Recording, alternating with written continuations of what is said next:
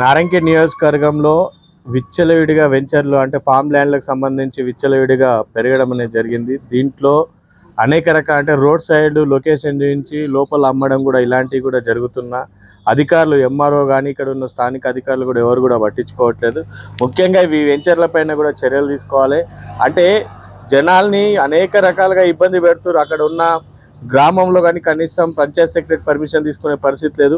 ఎంఆర్ఓకి సంబంధించి ఎంఆర్ఓ కూడా కనీసం నోటీసులో పెట్టే పరిస్థితి లేదు.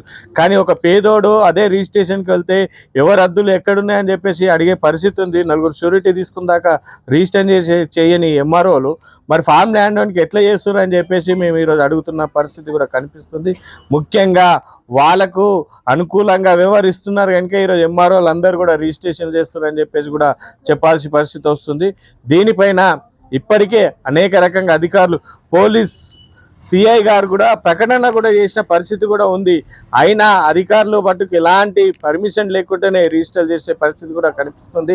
ఇట్లాంటి వాటిపైన వెంటనే చర్యలు తీసుకోవాలని రోడ్ల పక్కన అనేక బోర్డులు కనిపిస్తాయి కానీ అన్నీ కూడా ఫేక్గానే పరిగణించాలి. ఎందుకంటే ఏ ఒక్కటి కూడా జీపీ పర్మిషన్ కానీ లేదంటే ఇక్కడ రెవెన్యూ పర్మిషన్ కానీ ఎలాంటి పర్మిషన్ లేకుండా కూడా బోర్డులన్నీ పాతడం జరుగుతుంది. నిన్న ఒక వెంచర్ మనం ఇక్కడ కంటి నుంచి నారాయణఖేడ్ దాకా పోతే ప్రతి కిలోమీటర్కి 1-2 బోర్డులు దర్శనం ఇస్తాయి కానీ ఏ ఒక్కటి కూడా పర్మిషన్ లేకుండానే నిర్వహించిన పరిస్థితి ఉంది. అక్కడ రాయల్ కింగ్డమ్ కానీ అట్లాంటి అనేక ఫేక్ అదంటే రోడ్ సైడ్లో చూపించి లోపలికి వెళ్ళే పరిస్థితి కూడా కనిపిస్తుంది కనుక వీటన్నిటిపైన కూడా చర్యలు తీసుకోవాలని చెప్పేసి కోరుతున్నాం.